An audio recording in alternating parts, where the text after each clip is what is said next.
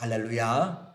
아멘. 오늘은 재판과 유업, 성도의 재판과 성도의 유업이라는 주제로 말씀 같이 나누도록 하겠습니다. 교회는 세상 가운데 있는 빛이다라고 이야기하고 있고 또 소금인 것을 우리에게 말합니다. 뿐만 아니라 진리의 기둥이고 터입니다. 교회가 세워진 터가 바로 진리다 말이죠. 그리고 또 교회가 바치는 것이 뭔가 또 진리다라고 하는 것이에요. 터와 기둥 모두가 다 진리 안에서 교회가 살아야 될 것을 말합니다. 그런데 그런 거룩한 교회에 사단이 침입하는 것이 뭐냐면 죄를 가지고 침입해요. 죄가 들어오면 지난번에 플로리다에서 그 기초가 무너짐으로 아파트가 무너진 것처럼 죄가 들어오면 교회는 흔들리게 되고 무너지게 됩니다. 그래서 교회의 거룩은 성도 스스로 지켜야 됩니다. 특별히 성적인 죄는 자기 인생을 망치고 교회의 거룩을 망치고 파괴하게 만들어요. 그래서 교회에서 어떤 상태의 죄든지 교회는 그런 죄로부터 거룩을 유지해야 되고 그건 스스로가 자기에 대한 것들을 지켜나가야 되죠. 공동체가 알 때는 그것을 징계를 해야 됩니다. 그래서 바른 교회는 바른 징계가 실천되는 교회, 그리고 좋은 성도는 그런 하나님의 책망을, 성경의 책망을 바르게 받을 줄 아는, 아멘 할 수 있는 사람이 하나님의 사람들이죠. 그렇게 해서 하나님의 징계를 우리는 잘 받고 그것이 축복이 됩니다. 오늘은 이제 고린도전서 6장에서 첫 번째 5장에서는 음행에 대한 죄였는데 두 번째 고린도전서 6장에서는 이제 그들이 재판에 관한 문제를 가지고, 그리고 또 그들이 습관적으로 하는 죄들을 가지고 지금 이제 이야기를 하고 있습니다. 그래서 이 6장에서는 먼저 성도들이 죄를 가지고 재판장을 간다. 서로가 소송이 걸려가지고 서로가 잘났다. 재판을 하는 이유는 뭐냐면 서로가 맞다라고 하는 거잖아요. 맞다. 그래서 재판을 가지고 교회에서 세상으로 가는 그 일과, 또 하나는 일상화된 아주 습관화돼 버린 그런 죄에 대해서 하나님은 어떻게 이야기하시는가에 대한 것을 두 가지를 지금 오늘 이야기를 해요. 그래서 재판과 유업, 하나님의 나라의 유업입니다. 먼저 세상이 우리에게 교회에서 재판이 있다, 또 어려운 소송 사건들이 있다, 문제가 있다라고 하는 것에 대해서는 우리에게 크게 이야기합니다. 절대 세상 법정으로 가지고 가지 말라. 그 말은 무슨 말이에요? 교회 안에서 해결해라 라고 하는 것이 성경적인 원리입니다. 그래서 교회 성도들 간에 분쟁이 있고 문제가 있으면 그걸 가지고 절대 세상 법정으로 가지 말라라는 것하고, 또 하나는 차라리 손해를 보더라도 교회 안에서 판단하라 라고 그렇게 하는 것이 이 두 가지가 재판에 대한 교회의 성도들에 대한 문제 해결입니다. 세상 법정으로 가지고 가지 말라. 또 하나는 차라리 손해를 보더라도 네가 양보하라 라고 하는, 또 그러니까 교회에서 판단하라 라고 하는 것이에요. 그러면 이것이 이제 어떻게 구체적으로 되어지는지, 자, 교회는 또 성도들은 교회 안에서는 우리가 세상에 살고 있기 때문에 다 분쟁이 있을 수 있습니다.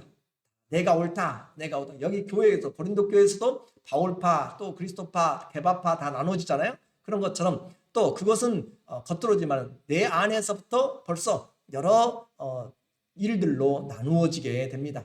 그런데 그걸 가지고 어디로 가지 말라고요? 세상 법정으로 가지 말라. 처음에는 두 사람이 문제겠죠. 내가 옳다, 또 이 사람이 옳다. 그러다가는 자기가 친한 사람에게 이야기하면서 커지게 됩니다. 이 사람은 A가 이 집, 예를 들어 집사님이 아닌데 이 집사님 맞다, 이 집사님 맞다, 예를 들어서 그렇게 이제 나눠지면서 파가 되게 되고 서로가 이제 분리가 되고 나누어지게 되면 결국 교회에서 이 편도 못 들고 저 편도 못 들게 되는 상황이 되게 되는 그런 상황이 되고, 그러면 교회에서 세상 법정으로 나가게 돼요. 자, 1절에 보니까 너희 중에 누가 다른 이와 더불어 다툼이, 다른 이는 교우들을 이야기해요. 교우들을 해서 성도 중에서 다툼이 있는데 구태여 불의한 자들 앞에서 고발하고 성도 앞에서 하지 아니하느냐. 불의한 자들, 세상 사람들을 이야기해요. 불의한 자들 앞에서 가서 고소를 해요. 교회 안에서 해결을 못한다는 것이죠. 교회는 영적인 권위가 있어야 됩니다. 그 권위가 세워지려면 성도들이 하나님을 경외할 줄 알아야 돼요. 하나님을 두려워할 줄 알고 경외하는 마음이 있어야 바로 우리가 하나님 앞에서 살아가는 신앙이 됩니다. 하나님이 안 계신 줄 알고 내 목소리 높이고 내 마음대로 행동하고 하는 것은 하나님을 경멸히 여기는 것입니다.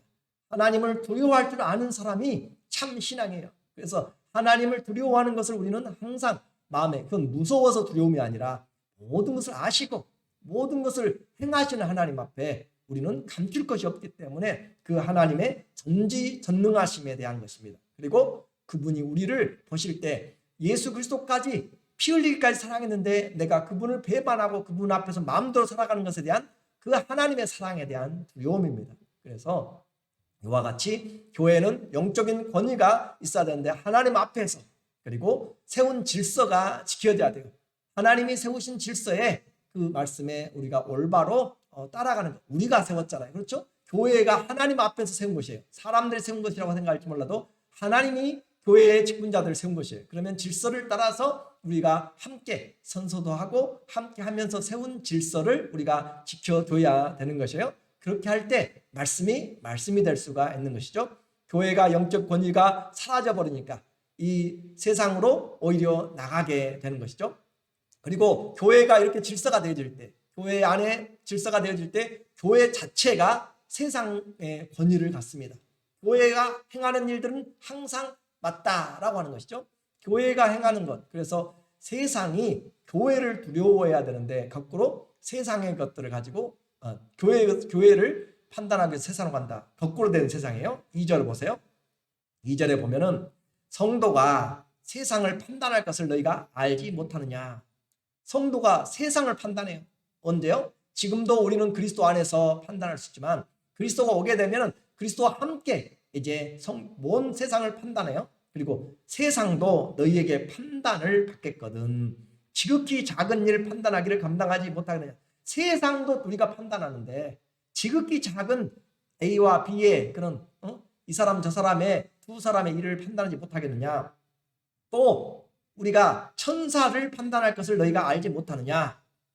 세상적인 존재만 아니라 영적인 존재까지 천사들까지도 우리가 다 판단해요. 천사들도 하나님 말씀에 순종한 자들이 있고 순종하지 않은 자들이 있습니다. 성도들의 일을 향하여서 그들이 온전히 하는 섬기는 자들로 그렇게 한 천사들이 있고 하지 않은 자들이 있어요. 그래서 천사들을 판단할 우리가 천사들을 판단할 우리가 재판장 우리가 그런데 어떻게 해요? 그러거든. 하물며 세상 일이냐? 아무튼 우리는 세상 일을 판단해요. 자, 세상을 판단하니까 사람 작은 일도 판단하고 또 천사들을 판단하니까 세상 일도 판단하고 결국 우리는 전부 다 이렇게 교회가 또 성도가 어떤 권위를 가져요? 세상을 판단하는 영적인 존재를 판단하는 그런 하나님의 재판장들로 그렇게 세워진 자들이다라고 하는 권위입니다. 그래서 교회는 거룩한 하나님의 이런 권위를 가지고 살아가야 되는데 거꾸로 간다. 얼마나 기가 막혀요?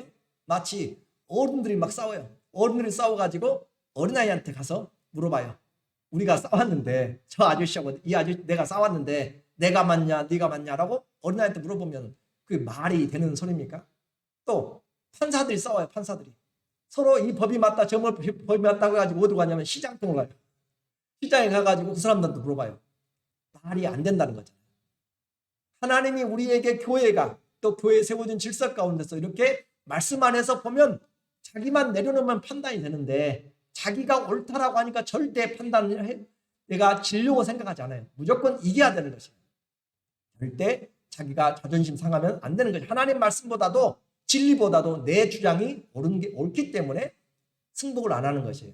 하나님의 권위를 인정을 안 하는 것이죠. 내 마음이, 내 뜻이, 내 의지가 하나님 말씀보다 진리보다 앞서가면 그 사람은 올바른 신앙생활을 할 수가 없습니다. 자, 성도는 주님과 함께 말씀으로 세상과 천사들까지도 심판할 재판장들이라는 것을 꼭 기억하십시오. 그래서 하나님은 공의의 하나님입니다. 그렇죠? 하나님은 공의의 하나님이에요. 성경을 여러 군데를 보세요.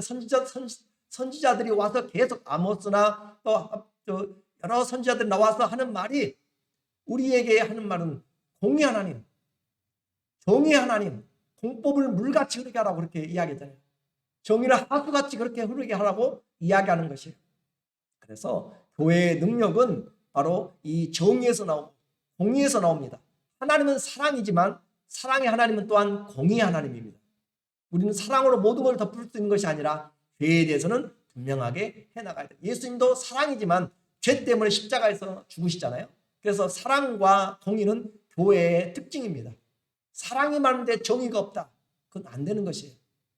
공의가 있는데 사랑이 없다. 그것도 안 되는 것이에요. 그래서 우리는 사랑과 정의가 십자가에서 만나는 것처럼 우리는 그 신앙을 잘 유지해야 되는 것이에요. 이렇게 해서 우리가 신학교 때도 교수 하시는 교수님들이 목회를 하시고 이렇게 교수가 된, 또 목회하면서 교수를 하는 분들은 할 때가 틀려요. 마음이.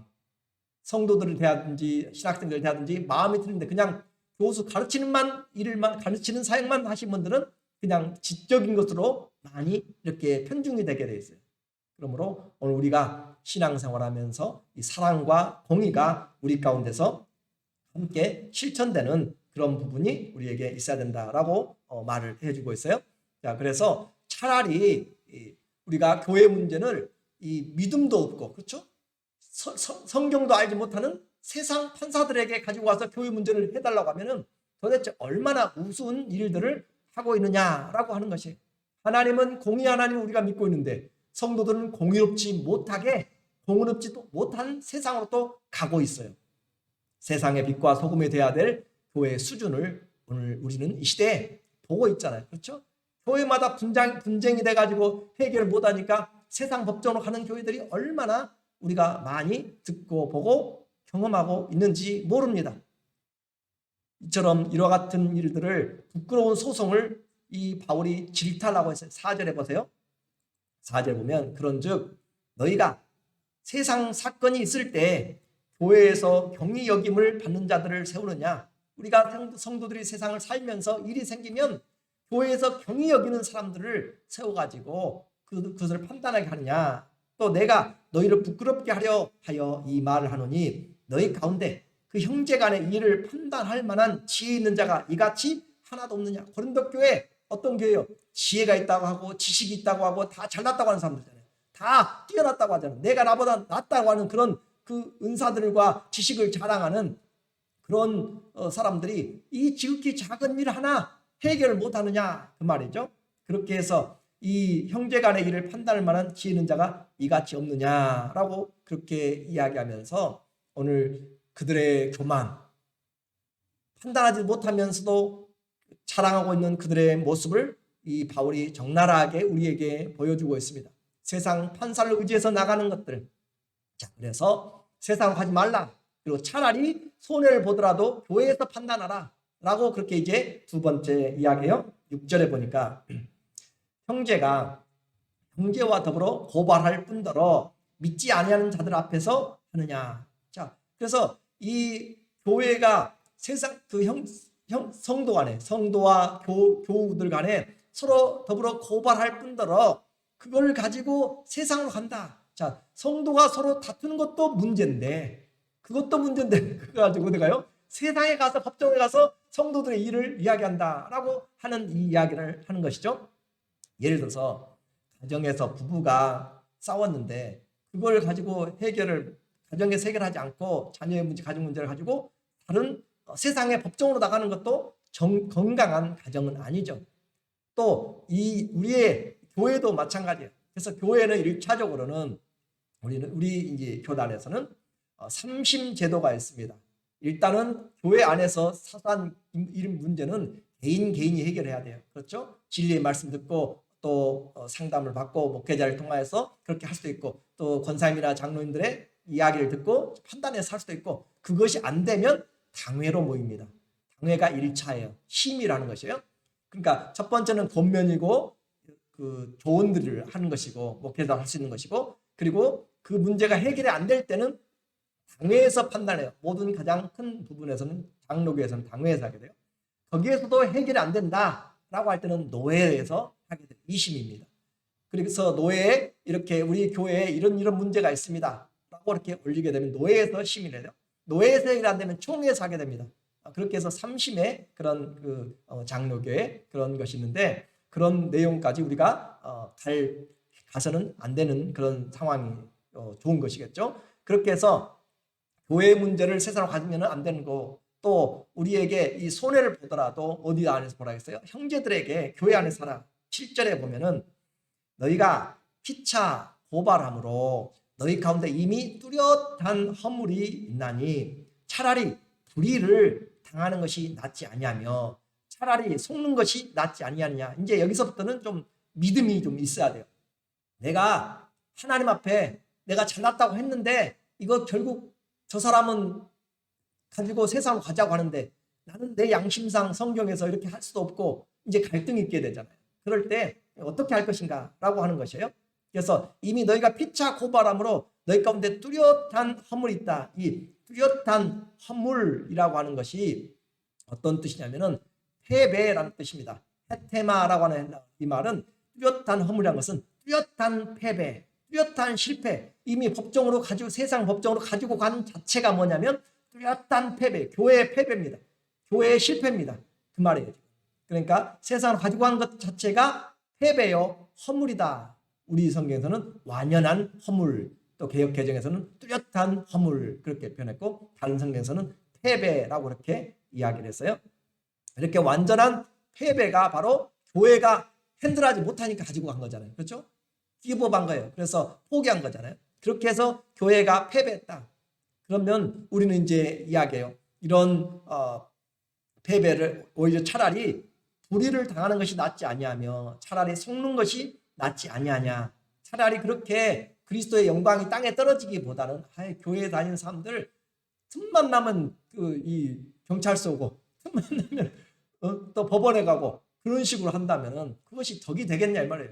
그 말이 되죠. 그 말이 그렇게 해서 그렇게 차라리 불의를 당하고 내가 주님을 위해서 좀 손해보고 말자. 내가 좀 져주자라고 하는 것이죠. 차라리 속는 것이 그래 내가 차라리 속는다라고 그렇게 하는 것이 낫지 아니하냐라고 그렇게 이제 생각을 하게 돼요. 그러면 이제 생각하죠. 그럼 내가 엄청난 손해인데요. 내 자존심도 다 무너지고 그렇게 하는데 엄청난 손해고 또 말을 해도 상대방이 내가 좋게 이야기해도 전혀 듣지 않는 그런 말을 막아버리는 대화가 통하지 않는 그런 사람이기 때문에 내가 어떻게 할 수가 없다. 문제가 커진단 말이에요. 그렇게 커질 수 있지 않아요? 라고 그렇게 질문하게 돼요. 그래서 어떤 사람들은 교회 다니면서 교회 성도들이 순전하다는 것과 교회가 이런 것들을 세상 법정으로 가지 않기를 원한다는 것과 이런 것을 악용해요. 그렇죠? 악용해가지고 성도들한테 돈을 이 사람 저 사람 막 해가지고 꾸가지고 안 갚아주고 그렇게 하게 되는 이런 일도 비일비재하게 좀 있어요. 좀 부끄럽지만은 그렇게 돼서 악용하는 사람들 양심을 속이고 정의를 버리고 어떻게 해요? 하나님을 경외한다고 말로는 예배한다고 하고 믿는다고 하면서 하나님을 두려워하지 않기 때문에 양심을 속이고 타인을 속이고 하나님을 속이는 거잖아요. 그렇게 하는 사람들 자기 이익을 위해서 남을 무시하고 하는 사람들은 영적인 가족을 속이는 사람들 가족을 그래서 8절에 보면 차라리 속는 것이 낫지 않냐냐 그러나 그렇게 내가 속아줘야 되는데 그죠? 우리가 믿음 있으면 차라리 그래 내가 좀 손해보더라도 양보하고 그래야 되는데 그러나 너희는 불의를 행하고 속이는구나. 그렇게 권독교에서 잘났다고 믿음 좋다고 은사 있다고 그런 사람들이 서로 다퉈가지고 이기려고만 하지 지려고 하고 져주려고 하고 포용하려고 하고 좀 손해보려고 하는 사람은 없고 누구를 해요? 그러나 우리 성경에는 빠져 있어요. 알라 그런 말에 빠져 있어요. 그러나 너희는 불의를 행하고 속이는도다. 그는 너희 누구라고 그랬어요? 형제니라. 그는 너희 형제다. 지금 내가 누구를 속이고 있는가? 형제를 속이고 있어요. 형제라는 헬라어는 아델포스라는 단어입니다. 그런데 이 아라는 단어는 하나라는 뜻이고 또 동일한 그런 말이에요. 그리고 델피시라고 하는 것에서는 그 말은 자궁이라는 뜻인데 그래서 그 말이 이제 아와 델피시 하나와 자궁이란 말이 합쳐져서 된 것이 형제입니다. 한말로 이야기하면 한 자궁에서 어머니 안에서 함께 나온 자가 형제잖아요. 자매잖아요. 그래 안 그래요? 형제 자매라는 말이 무슨 말이에요? 어머니의 태에서 함께 나온 사람들이잖아요. 나온 사람들. 그렇죠? 그 사람이 형제인데 누굴 속이냐면은 그 한 배에서 나온 사람을 속인다는 말이죠. 그러니까 교회가 무엇인가, 형제 자매라는 말이 그냥 추상적인 형제 자매가 아니라, 형제인 자매라는 것이 아니라, 성경의 그 원의 뜻을 보면은 어머니 한 태에서 나온 사람이 형제 자매니까 그 무엇보다 가까운, 우리는 예수님의 생명의 피로 난 사람들, 생명의 하나님을 한 아버지로 모시고 살아가는 형제요 자매인데, 누굴 속이냐면 형제 자매를 속이는 거예요. 형제 자매를 속이는 사람이 정상적인 사람이 아니죠. 그걸 지금 이야기하는 거죠. 고린도 교회가 그렇게 하고 있다. 얼마나 부끄러운 일이냐라고 그렇게 이야기를 하고 있어요. 그래서 교회에서는 할 수만 있거든 성도들 대상으로 장사하지 말라 이 말이에요. 고의적으로 대상으로 장사하지 말고, 내 집은 장사하는 집이 아니고 어떤 집이라고 해요? 만민이 기도하는 집이라고 해요. 장사꾼의 소굴로, 그렇게 강도의 소굴로 만들지 말라라고 그렇게 이야기하는 거죠. 성도들을 대상으로 해서 어떤 이익을 취하려고 그렇게 하면 벌써부터 우리의 마음에서 성도가 형제가 아니라 내 이익을 원하는 그런 대상으로 보여지게 됩니다. 내가 저 사람을 만나고 섬기는 이유가 뭔가 이익을 얻기 위해서 한다라고 하면 벌써부터 우리는 마음이 잘못된 것이에요. 목적이 잘못된 것이에요. 우리는 생각부터, 우리는 저는 다 그리스도 안에서, 성령 안에서, 한 하나님 안에서, 한 주님 안에서, 한 성령 안에서 한 형제요 자매입니다. 세상으로 이야기하면 한 배에서 나온 사람들, 얼마나 가깝고 얼마나 사랑해야 되고 얼마나 이해해 줘야 되고 얼마나 용납해 줘야 될 사람들이잖아요. 그렇죠? 그런데 요즘은 형제들 간에도 그런 사랑을 보기가 힘들잖아요. 세상도 그렇게 사랑이 식어져 가고, 사랑해야 될 건 사랑하지 않고 쾌락과 돈을 사랑하고 자기의 욕망을 사랑하는 이런 시대에 우리가 살고 있기 때문에 그렇습니다. 오늘 하나님의 이 형제 자매들을 보는 눈을 좀 다시 해야 돼요. 얼마나 좀 부족하게 보이고, 그렇게 해도 하나님이 내게 비춰주신 한 형제요 자매요 예수님이 피 흘리기까지 사랑한 지체인 것을, 우리의 지체인 것을 우리는 생각을 해야 됩니다. 그래서 주님 섬기듯이 섬기라라고 하는 거잖아요. 나보다 낫게 여기라라고 하는 거잖아요. 자, 오늘부터 다시 우리는 생각합시다. 우리 형제 자매는 그냥 말로만 형제 자매가 아니라 한 태에서 나온 그런 믿음, 그런 마음과 지식과 그런 경험으로 하나님 앞에서 형제 자매에 대한 사랑을 진실로 하나씩 좀 실천하고 세워나가면 보는 눈이 달라지잖아요. 사랑하는 권사님, 사랑하는 집사님, 사랑하는 성도님 모두가 다 그런 마음으로 하게 된다면 우리는 그리스도의 사랑 안에서 세상이 바라볼 때, 저 사람들 어떤 사람들인가, 한마디로 사랑하는 사람들 그렇게 표현하게 돼요. 왜요? 형제 자매들처럼 사랑하니까. 내가 원하는 사람만이 아니라 그리스도 안에 함께 묶어진 사람들. 자, 이제 세상 법정에 대해서는 이야기를 끝났어요. 우리의 소송에 대해서는 어떻게 하지 말라고요? 세상 법정으로 하지 말라라고 하는 것이, 차라리 손해를 보더라도 좀 속더라도 그렇게 하라. 그러면 누가 처리하신다고? 하나님이 처리하신다. 그 처리하는 것이 뭐냐면, 이제 불의한 자, 내가 좀 믿음이 있어가지고 차라리 손해보고 말하면 저 사람 더 그럴 건데요, 저 사람 더 그럴 건데요, 그렇게 생각하잖아요. 그렇죠?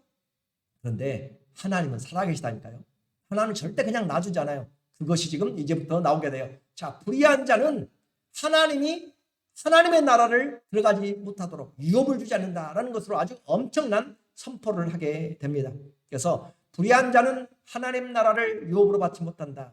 이제 결정타를 날리고 있어요. 9절에 보니까 불의한 자가 하나님 나라를 유업으로 받지 못할 줄을 알지 못하느냐. 이미 바울이 고린도 교회에 가르쳤어요. 그러니까 너희는 지금 알고 있는 것이다 이 말이에요.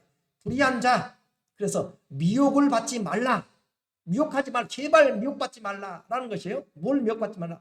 자, 음행하는 자나 우상 숭배하는 자나 간음하는 자나 탐색하는 자나 남색하는 자나 도적이나 탐욕을 부리는 자나 술 취하는 자나 모욕하는 자나 속여 빼앗는 자들은 하나님 나라를 유업으로 받지 못하리라.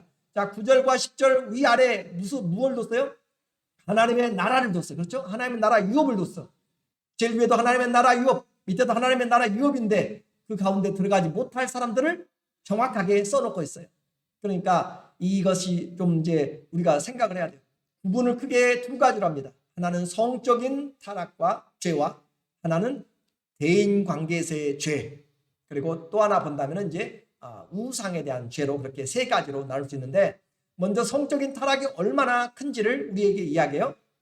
자, 미혹받지 말라, 이 말은 무슨 말이냐면, 자, 예수님 믿으면 모든 죄가 사함을 받습니다. 믿습니까?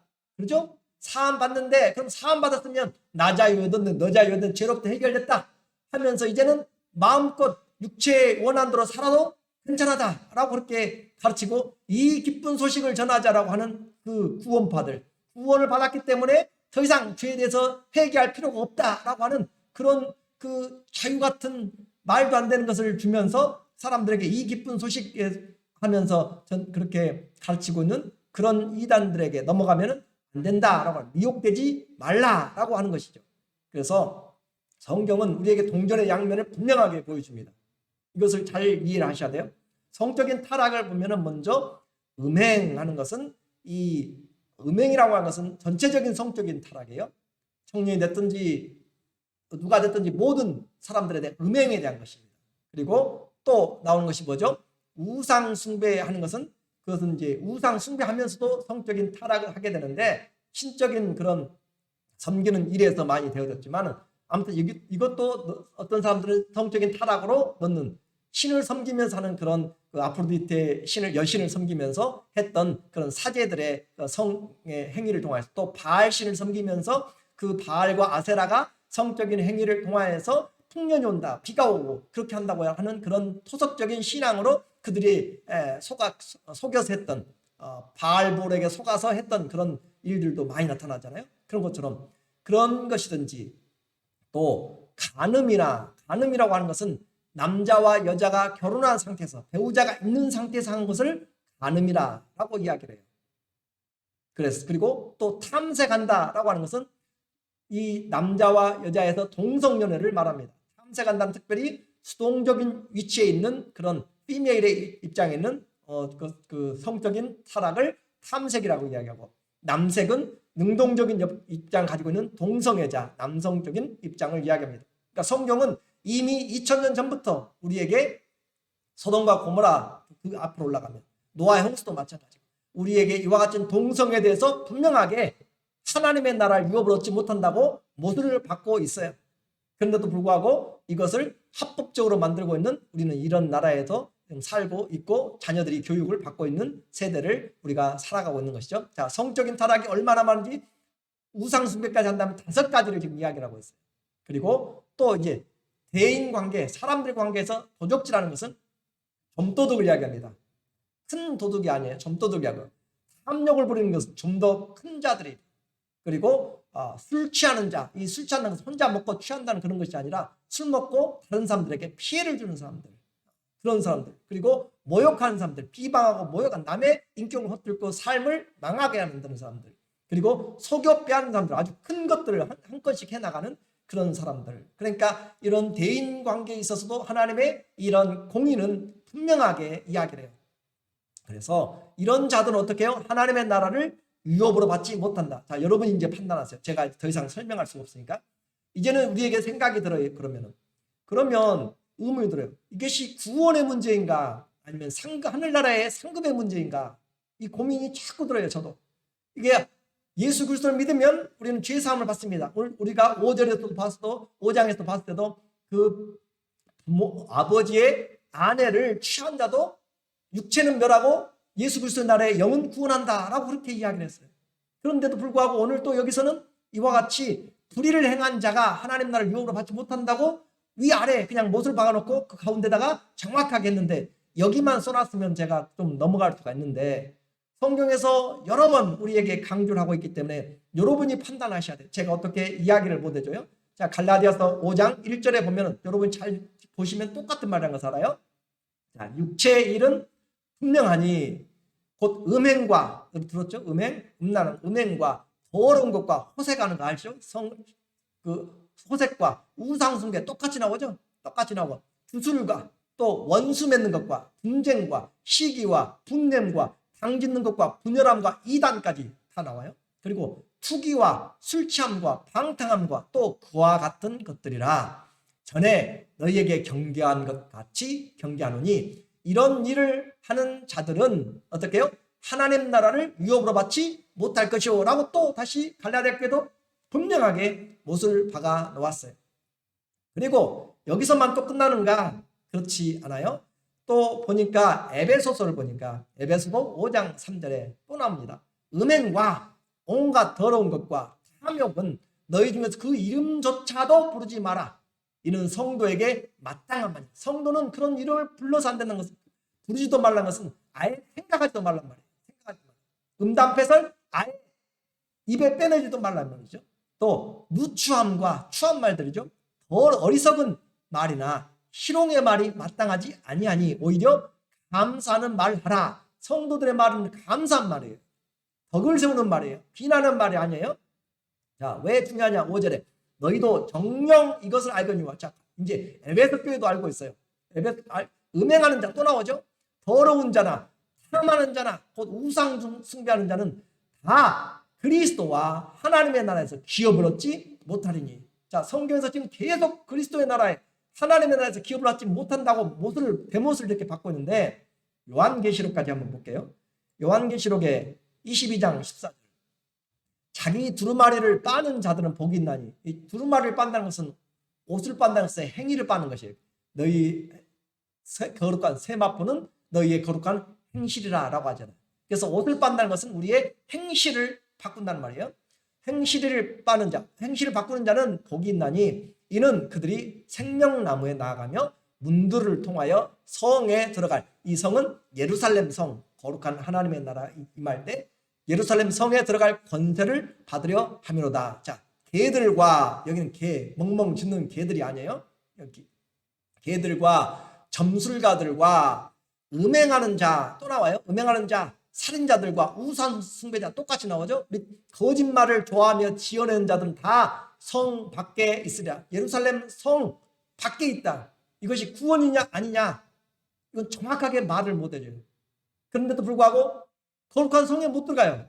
그러면 어떻게 돼요? 기업이 없어요. 하나님의 자녀, 예수 그리스도의 자녀, 하나님의 자녀는 예수 그리스도와 함께 상속자니라고 하잖아요. 로마서 8장 15절부터 17절에 우리가 하나님의 자녀면 그리스도와 함께한 후사니, 상속자니라고 하는데 상속이 없어요. 그럼 하나님의 자녀가 아니란 말이잖아요. 그렇기 때문에 우리에게 예수 그리스도를 믿으면서 우리의 생활이 바뀌지 않는다라고 하는 것, 우리는 다 바뀌지 못하죠. 그렇지만 주님을 의지하면서, 여기서는 제가 보니까 다 현재 진행, 현재 내가 그걸 습관적으로 하는 것들을 이야기하더라고요. 습관적으로. 예수 믿으면서도 예를 들어서 습관적으로 한다는 것은 그건 예수님이 주가 아니라는 것이죠. 그래서 습관적인 이런 부분에서 우리가 올바로 돌아서야 된다. 한마디로 이야기하면 하나님께 마음을 두지 않은 불의한 자들은 그분의 나라 상속자가 되지 못한다. 윤리적인 삶, 성화를 무시하는 그런 값싼 구원을 주장하는 자들에게 엄중한 경고를 하고 있는 내용입니다. 그래서 미혹되지 말라 이야기했잖아요. 미혹되지 말라. 자, 예수 믿으니까 자유롭습니다. 이제 마음대로 해도 됩니다. 구원은 따는 당상입니다. 마음껏 살아가십시오 라고 누가 이야기한다면 여러분은 거기서 돌아서야 됩니다. 경건의 모양은 있지만 능력이 없는 것에서 돌아서야 돼요. 칼빈은 이렇게 이야기했어요. 죄악들 속에서 격려받는 것보다 더 독약은 없다. 죄악들을 행하도록 격려받는 것보다 더 독약은 없다. 성도들이 예수 믿으면서 죄악을 행해도 돼 라고 그렇게 격려받는 것보다 더 독약은 없다. 성도들에게 성화, 거룩해 나가는 그런 생티피케이션을 강조하지 않으면 우리는 독을 방치하는 것이 됩니다. 결론적으로 말씀드립니다. 우리에게 구원의 은혜, 또 구원의 자유가 죄로부터의 방종이 아니고 육체의 방종이 결코 아니고 주님 닮아가는 것입니다. 그래서 하나님의 나라는 불의가 존재하지 않아요. 그렇죠? 하나님은 의로운 분이시고, 하나님의 나라는 의로운 분이시고, 예수님도 의로운 재판장이시고, 하나님의 나라는 불의가 존재하지 않기 때문에 회개가 필수적입니다. 거룩과 또 말씀으로 또 그리스도의 피로 기도로 거룩하여집니다.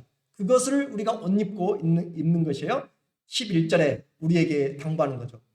너희 중에 이와 같은 자들이 있더니, 과거에 이 고린도교에 온 사람들이 그와 같은 세상에서 한 가닥씩 했던 그런 죄로 아주 그냥 익숙한 사람들이었어요. 이런 자들이 있더니 주 예수의 이름과 우리 하나님의 성령에서 씻음과 거룩함과 의롭다 하심을 받았느니라. 오늘 우리가 과거에는 그렇지만은 예수 그리스도의 이름, 우리 하나님의 성령으로 어떻게 했어요? 씻음을 받았고 거룩해졌고 의롭다 하심을 받았다. 더 이상 그 밭에서 머물지 말고 하나님의 나라를 유업을 생각하면서 베드로도 이야기하잖아요. 주님의 오실 날이 가까우면 볼수록 그 나라를 거룩한 게 또 경건한 삶을 통하여서 그 나라를 준비하라. 주님 올 때 점도 없고 흠도 없기를 원하노라. 그러니까 우리의 예수님을 믿는 성도들이 조금만 주님의 이런 말씀에 귀를 기울인다면 자다가도 한 번씩 생각해 봐야 돼요. 신앙생활 똑바로 하고 있는지, 내 삶 주님이 기뻐하는 삶인지 한 번씩 하나님 앞에 서야 되는 것이죠. 이런 행동들이 세상의 죄들이 나를 유혹하지 못하고 죄가 왕노릇하면 안 되는 것이에요. 그리스도의 은혜가 왕노릇해야 돼요. 그리고 문제가 생기면 세상으로 가지 말고 교회 안에서는 아예 이런 일이 없어요. 그러니까 교회 안에서 다투거나 큰소리 내거나 싸우거나 분리하거나 남들을 뒤에서 욕하거나 깎아내리거나 그런 모략을 피우면 절대 안 되는 것이에요. 그리고 그걸로 인해서 나를 원하고 판을 만들면 더 큰 죄를 범하게 됩니다. 죄에 대해서는 어떻게 해요? 죽었어요. 샬라샬라 블라블라 해서 난 무슨 말인지 몰라요. 죄에 대해서는 죽었고 그리스도의 하나님의 말씀에 대해서는 하나님께 대해서는 한마디가 살아나서 나는 하나님의 자녀인 것을 우리의 삶이 증거하고 은혜 안에서 하나님의 사랑과 공의가 왕노릇 하시기를 예수님의 이름으로 축원합니다. 아멘. 기도하겠습니다.